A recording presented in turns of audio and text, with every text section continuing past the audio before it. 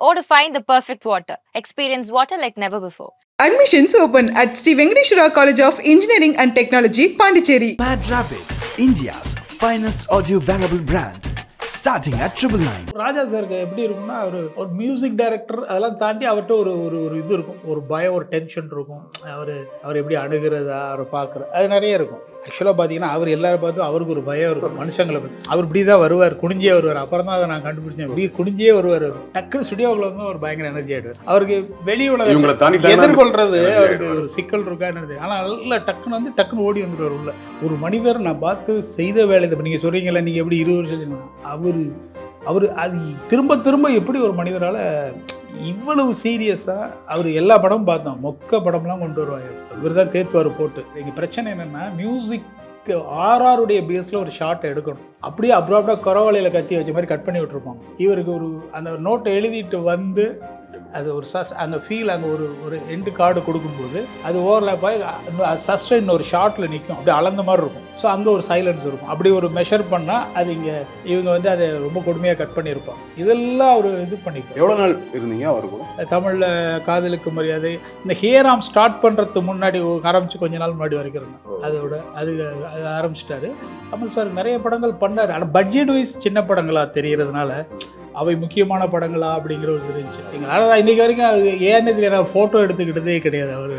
But எங்களுக்கு ஒரு 100 ரூபாயில் இறை அருள் இளையராஜான்னு எழுதி அதாவது ஒரு முக்கியமான நாள் வரும்போது கொடுப்பாரு. அப்போ ஒரு கதை போயிட்டு விஜய்க்கு பண்ணலாம். விஜய் வந்து அப்போ ஒரு திருநெல்வேலியிலேருந்து வந்த பையன் மாதிரி ஒரு கதை. அப்போ அந்த மாதிரி ஒரு டோனில் ஒரு பையன் இருந்தால் கரெக்டாக இருக்கும். ஆனால் அந்த டைமில் பார்த்தீங்கன்னா விக்ரமுக்காக நிறைய கதை கேட்டுட்டு இருந்தாங்க. ஏன்னா ஒரு ஃபர்ஸ்ட் படம் மட்டும் செகண்ட் படத்துக்கு சரியாக அமையலை. ரத்னவேல்ட்ட தான் பார்த்தேன், நீங்கள் விக்ரமுக்கு சொல்லுங்கள், அவர் கதை இல்லாமல் பார்த்துருக்காரு, நீங்கள் எதுக்கு சேதுக்கு அப்புறம் ஒரு கேப் விட்டு அவருக்கு ஒரு படம் கில்லியெல்லாம் பண்ணியிருக்காரு. விண்ணுக்கும் மண்ணுக்கும் எல்லாம் இதெல்லாம் வந்தாலும் அவருக்கு நல்ல சப்ஜெக்ட் கேட்குறாரு. நான் என்னுடைய கனவு சூப்பர் ஸ்டாரை பார்க்க அலைகிறேன். பார்க்குற அன்னைக்கு நான் அவரை அடிச்சு போடுறேன். That accident. எப்படி மிஸ் ஆச்சு அது? ஆக்சுவலி இவருக்கு சொல்லவே இல்லை. விஜய் தான் கேட்டு போல பத்திரி ஷூட்டிங் ஒரு பர்சனல் நம்பர் கொடுத்தாப்புல. அந்தளவுக்கு வந்துட்டு பழக்கமான நீங்கள் ஒரு எனக்கு சொல்லுங்கள். ஏன்னா அது கேள்விப்பட்டிருக்காப்புல நல்லா இருக்குது. அதுக்கப்புறம் திடீர்னு பார்த்தா அது கதை கேட்குறதுல ஒரு தடை. அது ஏன்னு தெரியல.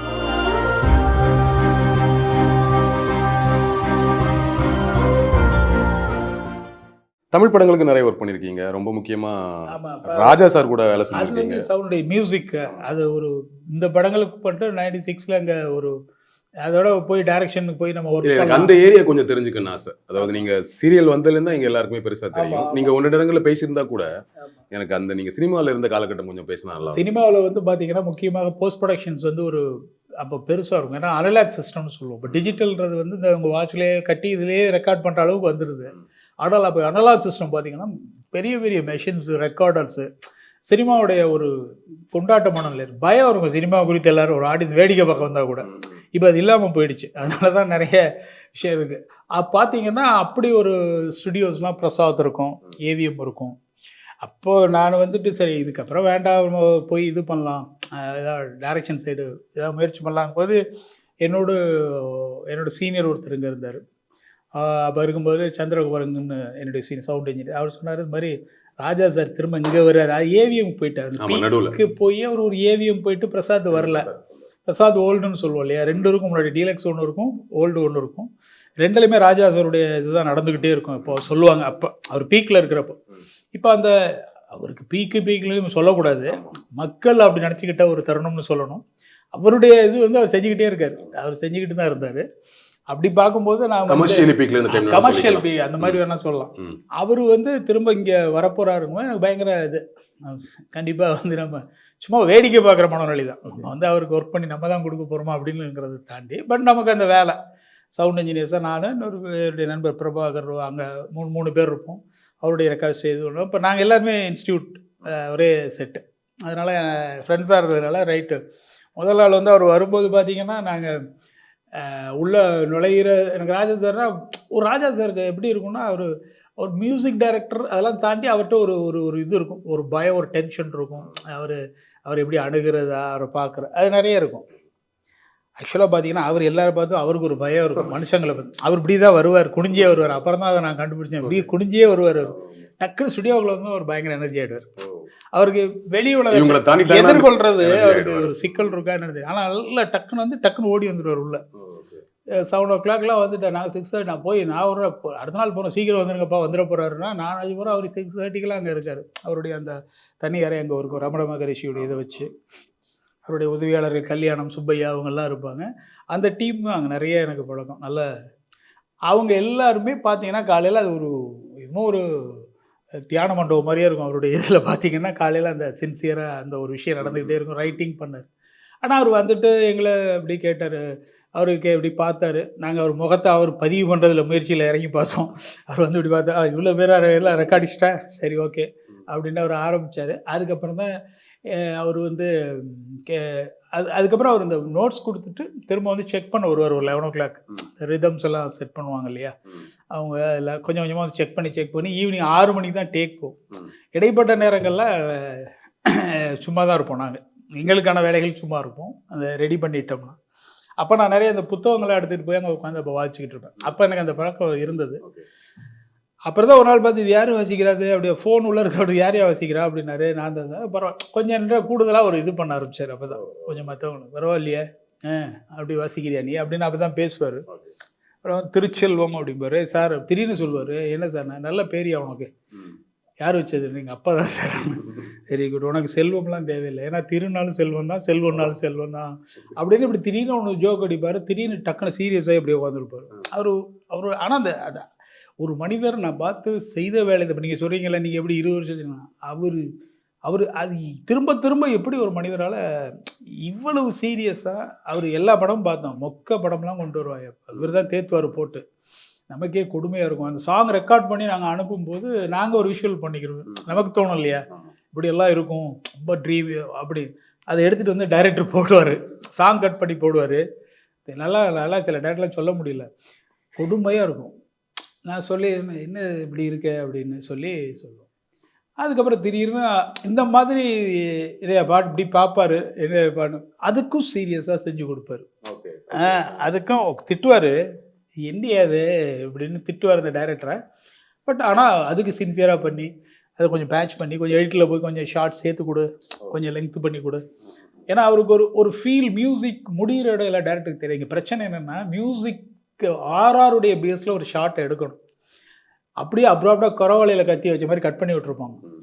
இவருக்கு அந்த நோட்டை எழுதிட்டு வந்து அது ஒரு அங்கே ஃபீல் அங்கே ஒரு எண்டு கார்டு கொடுக்கும்போது அது ஓவர்லேப் ஆகி சஸ்டைன் ஒரு ஷார்ட்டில் நிற்கும், அப்படியே அளந்த மாதிரி இருக்கும்.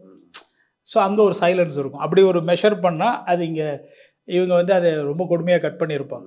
இதெல்லாம் அவர் இது பண்ணிப்பார். எவ்வளோ நாள் இருந்தீங்க அவர் கூட? அது ஒரு 3 years 2.5 அப்படியே உட்காந்துட்டேன். அங்கே உட்காந்துட்டு அப்படியே பார்த்துக்கிட்டு அந்த முக்கியமான படங்கள்லாம் அப்போ வந்ததில் வந்து மலையாளம் நிறைய பண்ணார், கன்னடம் பண்ணார், தமிழில் காதலுக்கு மரியாதை, இந்த ஹேராம் ஸ்டார்ட் பண்ணுறதுக்கு முன்னாடி ஆரம்பித்து கொஞ்ச நாள் முன்னாடி வரைக்கும் இருந்தேன். அது ஆரம்பிச்சிட்டாரு. கமல் சார் நிறைய படங்கள் பண்ணார். ஆனால் பட்ஜெட் வைஸ் சின்ன படங்களாக தெரிகிறதுனால அவை முக்கியமான படங்களா அப்படிங்கிற ஒரு இருந்துச்சு. காதலுக்கு மரியாதை ரொம்ப முக்கியமான படம். அது வந்து ட்ரெண்ட் திரும்ப இதாச்சு. அந்த பவதா வந்து பாடினதான் ஃபஸ்ட்டு காலில் எடுத்தார். ஆக்சுவலாக காதலுக்கு தாலாட்டு வருவாளை எடுத்துட்டு திரும்ப அது சங்கீத திருநாளோ அது என்ன எனக்கு ஞாபகம் இருக்குப்பா. அந்த பொண்ணு வந்து அங்கே பாடி அந்த சின்ன பசங்களெல்லாம் வச்சு எடுத்துகிட்டு இருந்தார். பட் அவர் வந்து நம்ம எங்கே பார்த்தோம், சினிமாவில் நம்ம வந்து டைட்டில் கார்டில் பார்த்துட்டு அந்த டைட்டில் கார்டில் பார்த்தா அவர்கிட்ட வந்து நம்ம பக்கத்தில் உட்காரும்போது நிறைய விஷயங்கள். ஆனால் இன்றைக்கி வரைக்கும் அது ஏன்னு தெரியல, நான் ஃபோட்டோ எடுத்துக்கிட்டதே கிடையாது அவர். பட் எங்களுக்கு ஒரு 100 ரூபாயில் இறை அருள் இளையராஜான்னு எழுதி அதாவது ஒரு முக்கியமான நாள் வரும்போது கொடுப்பாரு. மற்றபடி அவர் வந்து இன்னமும் அப்படி இயங்கிட்டு இருக்காரு, இந்த நிமிஷம் வரைக்கும் அப்படி இயங்கிட்டு இருக்காரு அப்படிங்கிறதா ஒரு பெரிய. நான் கேட்டேன்ல, நீங்க சீரியலுக்குள்ள வந்து சீரியல் சக்சஸ் ஆனதுக்கு அப்புறம் டைரக்ஷன் வாய்ப்பு வந்ததா அப்படிங்கிறது ஒண்ணு. பட் முன்னாடியே நீங்க டைரக்டர் ஆகணுங்கிற எண்ணத்தோட தான் இண்டஸ்ட்ரிக்குள்ள வரீங்க, டைரக்டர் சினிமாக்குள்ள போயிட்டு தான் சீரியலுக்கு வரீங்க. அந்த காலகட்டங்களில் டைரக்டராக ட்ரை பண்ணதுண்டா? நான் வந்து பண்ணேன்னா கதையெல்லாம் பண்ணிட்டு கொஞ்சம் ரொம்ப எனக்கு என்னன்னா இந்த மலையாள படங்கள் பண்ணதுனால எனக்கு வந்து கொஞ்சம் இந்த கதை வந்து ஒரு இன்வெஸ்டிகேஷன் அந்த மாதிரியான ஒரு சின்ன படங்கள் வந்தால் கூட அது சீரியஸாக பண்ணிட்டு இருந்த கதைகள் கலங்களை கொஞ்சம் ஒரு அப்படி ஒரு கதை பண்ண சீரியஸ் டோன் இருக்கும், ஆனால் ஒரு இயல்பு இருக்கட்டும் அதில் அப்படின்னு சொல்லி அப்போ ஒரு கதை போயிட்டு விஜய்க்கு பண்ணலாம். விஜய் வந்து அப்போ ஒரு திருநெல்வேலியிலேருந்து வந்த பையன் மாதிரி ஒரு கதை. அப்போ அந்த மாதிரி ஒரு டோனில் ஒரு பையன் இருந்தால் கரெக்டாக இருக்கும். ஆனால் அந்த டைமில் பார்த்தீங்கன்னா விக்ரமுக்காக நிறைய கதை கேட்டுட்டு இருந்தாங்க. ஏன்னா ஒரு ஃபர்ஸ்ட் படம் மட்டும் செகண்ட் படத்துக்கு சரியாக அமையலை. என்னுடைய ஜூனியர் வந்து ஒரு கேமராமேன் ரத்னவேல் வந்து எனக்கு அடுத்த செட், அவர் பெரிய கேமராமேன் ஆகிட்டார். இப்போ ரத்னவேல்கிட்ட தான் பார்த்தேன், நீங்கள் விக்ரமுக்கு சொல்லுங்கள், அவர் கதை இல்லாமல் பார்த்துருக்காரு, நீங்கள் எதுக்கு சேதுக்கு அப்புறம் சொல்கிறீங்க? சேதுக்கு அப்புறம் ஒரு கேப் விட்டு அவருக்கு ஒரு படம் கில்லியெல்லாம் பண்ணியிருக்காரு, விண்ணுக்கும் மண்ணுக்கும் எல்லாம். இதெல்லாம் வந்தாலும் அவருக்கு நல்ல சப்ஜெக்ட் கேட்குறாரு. எனக்கு என்னென்னா கொஞ்சம் விக்ரம் மெச்சூர் இது ஒரு ஸ்டூடெண்ட்டுங்கும்போது அந்த விஜய் அந்த சவுத் சைடு அந்த கலரு டோன் கரெக்டாக இருக்கும். அப்படிங்கும்போது அவருக்காக சொல்ல ட்ரை பண்ணி ஒரு அதுக்கப்புறம் போனேன். எனக்கு தெரியும் அந்த டீமெல்லாம் தெரியுங்க ஸ்டுடியோவில் இருக்கும்போது. திடீர்னு பார்த்தா இந்த சவுண்ட் இன்ஜினியர் தானே குழந்தைங்க, நீங்கள் எப்படி அதை நான் தாண்டி போகணும். நான் இதுக்காக வரலங்க சினிமா அப்படிங்கிற ஒரு விஷயம்லாம் இருக்குல்ல, அதெல்லாம் தாண்டி சொல்லி அவங்க ஃபாதருக்கு பிடிச்சிருந்தது, ரொம்ப பிடிச்சிட்டு. ஆனால் ரொம்ப ஹீரோ தள்ளி வர்றாரு. அவர் பார்த்தோமே அதை சொன்னார், மலையாள ஸ்கிரிப்ட் மாதிரி இருக்குது அப்படின்னாரு. நான் இல்லை சார், படமாக இருக்காது.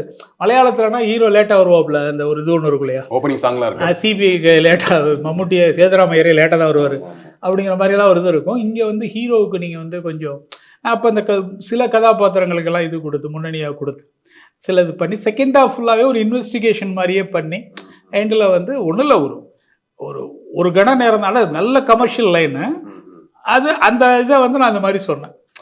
நான் என்னுடைய கனவு சூப்பர் ஸ்டாரை பார்க்க அலைகிறேன், பார்க்குற அன்னைக்கு நான் அவரை அடிச்சு போடுறேன். That accident. அதுதான் அந்த இது கதையுடைய இது. அதுதான் அவன் இப்போ அவன் எதிரி ஆகிட்டான். ஸோ அவன் வியூகத்துலேருந்து அவன் தப்பிக்கணும்.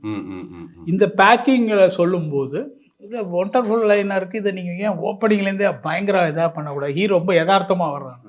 அப்போ தான் சார் அவன் எண்டில் அடிக்கும்போது வெயிட் இருக்கும். எடுத்துமே ஒரு பையன் வந்து எப்படி இதாக இருப்பான் அப்படின்னு சொல்லி அது ரொம்ப அதுக்கு டிசைன்லாம் பண்ணிட்டேன். அதெல்லாம் பண்ணி அப்போது டிசைன் அப்போ நம்மளால் முடிஞ்ச அளவு அந்த பிரிண்டிங் டிசைன்ஸ் மாதிரி அது என்ன கலர் ஸ்கீமில் வரணும், ஒரு நமக்கு அந்த காட்ஃபாதர் பாதிப்புலாம் இருக்கும் இல்லையா, அது மாதிரி கொஞ்சம் அந்த பிளாக் அண்ட் ஒயிட் டோன்லேயே கொஞ்சம் ஒரு சின்ன டோனில் இருக்கணும் சில விஷயங்கள்ன்ற மாதிரியே சொல்லி அது நிறைய ஒர்க் பண்ணி அது கோர்ட் ப்ரொசீஜருக்காக நான் எங்கள் தெரிஞ்ச அட்வொகேட் மூலமாக கோர்ட்டுக்கெல்லாம் ட்ராவல் பண்ணேன். ஆமாம், அப்போல்லாம் உட்கார உள்ளே விட மாட்டாங்க, சினிமாவில் கை தட்டுற மாதிரிலாம் இல்லை. பட் நான் உள்ள பார்த்தேன், அது சொல்ல முடியாது. அது பார்த்து அந்த ப்ரொசீஜர் இதில் அப்ளை பண்ணி அப்போ வந்து ஒரு பெரிய வழக்கு நடந்துகிட்டு இருந்தது, மிகப்பெரிய வழக்கு.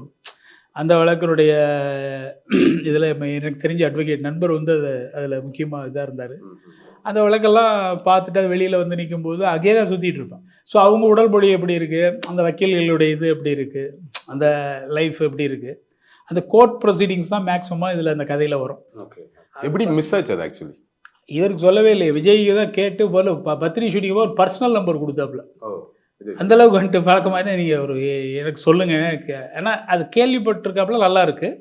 அவர் கேட்குறதுமா ஒரு அப்போ லேண்ட்லைன் தான் பர்சனல் நம்பர், லேண்ட்லைன் தான் பர்சனல் நம்பராக இருக்கும். ஏதோ அது வீட்டில் அது ஒரு தனி நம்பராக இருக்கும் இல்லையா.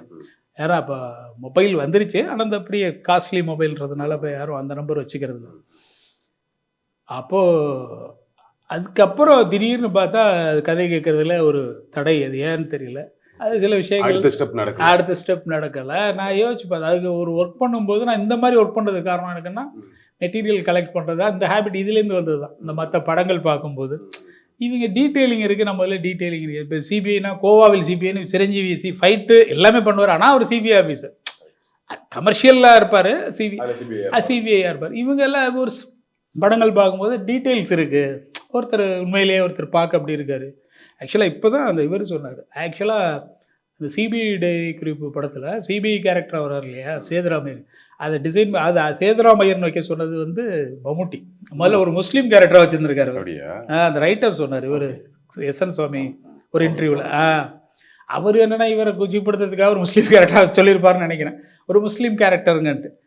இந்த மாதிரி வைங்க, தமிழ் கேரக்டர், இந்த தமிழ் பிராமின் கேரக்டராக வைங்க, இவங்க மாதிரி ஆட்கள் தான் அந்த டென்ட்டுகள் அப்போ நிறைய அந்த போஸ்டிங்கில் இருப்பாங்க அப்படின்னு சொல்லி அந்த கெட்டப்பே அவர் சொல்லியிருக்காரு. பாருங்க, ஒரு நடிகர்கள் அந்த மாதிரியான ஒரு விஷயமும் அவர் சொல்லியிருந்தார். அவர் ஒரு இன்டர்வியூவில் வந்துருந்தது. அந்த மாதிரி ஒரு லைவ் அது என்னென்னா அன்னைக்கு சரியாக இருந்தது. அது ஒரு ஒர்க் பண்ணி நம்ம அழகாக முடிக்கும்போது அதோட புரிதல் இல்லாமல் அது சிக்கலை உண்டாக்குது.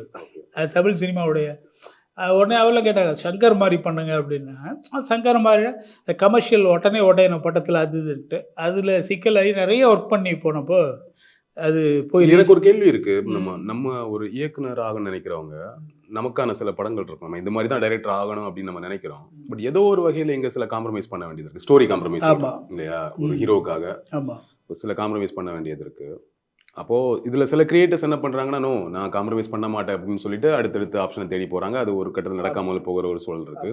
சிலர் வந்து ரொம்ப இன்டெலிஜென்ஸா சொல்ல தெரியல, அதை கிடைக்கிறத அதுல கொஞ்சம் காம்ப்ரமைஸ் பண்ணி ஒரு சக்சஸ் கொடுத்துட்டு அதுக்கப்புறம் அவங்க ஒண்ணு பண்றாங்கல்ல. இதுல எந்த பாத்தை சூஸ் பண்ணணும் ஆக்சுவலி? இல்ல சார், முதல்ல வந்து தன்னுடைய ஸ்டைல் எந்த டைரக்டரும் கிடையாது. அது இடையில உருவாகிறது.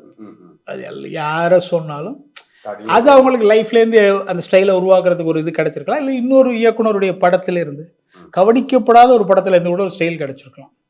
இப்போ ஒரு பெண்ணியம் பேசுகிற மனிதராக நம்ம பாலச்சந்தர் சித்தரிப்போம். அவர் எந்த படத்துல இருந்துன்னு பார்த்தீங்கன்னா, அந்த ஒரு மனதில் அது ஒரு இந்த படத்துக்கு அப்புறம் தான். அதுக்கு முன்னாடி வரைக்கும் அவர் வந்து ஒரு எதிர்நீச்சல் ட்ராமா இதில் ஒரு கதாபாத்திரங்கள் தான் பண்ணிட்டு இருந்தார். ஏதோ ஒரு படம் வந்து அவ்வளோ ஒரு தொடர்கதை. அது வந்து அந்த படத்தில் வந்து பார்த்தீங்கன்னா அது பெண்ணியம் பேசப்படுற இயக்குனர் அப்படிங்கிற மாதிரி வந்துச்சு. சின்ன திரையில் எனக்கு அந்த சொல்லிக்கிட்டு இருப்பாங்க, இந்த பெண்ணியம் சார்ந்த விஷயங்கள் பண்ணுறோம் அப்படின்ட்டு. அது அப்படி இல்லை. அது வந்து எப்படின்னு கேட்டிங்கன்னா, இது எல்லா கதையும் நமக்கு பிடிக்கும். நியாயமாக பார்த்தா எல்லா விதமான கதைகளும் பிடிக்கும். எங்கே பிடிக்காதுன்னா, ரொம்ப நேரடியாக எனக்கெல்லாம் சயின்ஸ் ஃபிக்ஷன் எனக்கெல்லாம் பிடிக்காது. என்ன சயின்ஸ் ஃபிக்ஷன் என்னையே அது அந்த இது நூல் விடுறது, இது சூப்பர்மேன், இது இன்ட்ரெஸ்டிங்காகவே இருக்கட்டும். இது இருக்கும் எல்லாருக்கும் அந்த வேறுபாடு. மற்றபடி ஒரு ஜானர்னா அவங்களுக்கு எல்லாருக்குமே இருக்கும். ஒரு த்ரில்லர் பண்ணுறதுல இன்ட்ரெஸ்ட் இருக்கும், அல்லது ஒரு சோஷியல் பண்ணுறதுல இன்ட்ரெஸ்ட் இருக்கும். பட் அமைகிறது எதில் வந்து அமைகிறதுங்கிறது முக்கியம். சில நேரங்களில் என்ன ஆகிடும்னா, அமைஞ்சது இதை விட பெஸ்ட்டாக வந்து அவன் சொன்னது சரியாக கூட அமைஞ்சிருக்கும். அந்த ப்ரொடியூசர் இந்த கதையை பண்ணியான்னு சொல்லியிருப்பார். அது ப்ரொடக்ஷன் காஸ்ட்டுக்காக பண்ணப்பட்டு வெற்றியாக இருக்கும். இது எல்லாம் காலம் தீர்மானிக்கிறது தான் நாங்கிறது. அந்த டைம் தான் அதை தீர்மானிக்குது. ஓகே சார், அடுத்த கட்டமா வெப் சீரிஸ், சினிமா அப்படின்னு பயணிக்க போறீங்க. அதுலயும் உங்களை பார்க்கணும், அதுலயுமே பெரிய வெற்றி அடையணும்னு வாழ்த்துக்கிறேன் சார். நன்றி. Thank you. Or to find the perfect water. Experience water like never before. Admissions open at Sri Venkateshwara College of Engineering and Technology, Pondicherry. Mad Rabbit, India's finest audio wearable brand, starting at 999.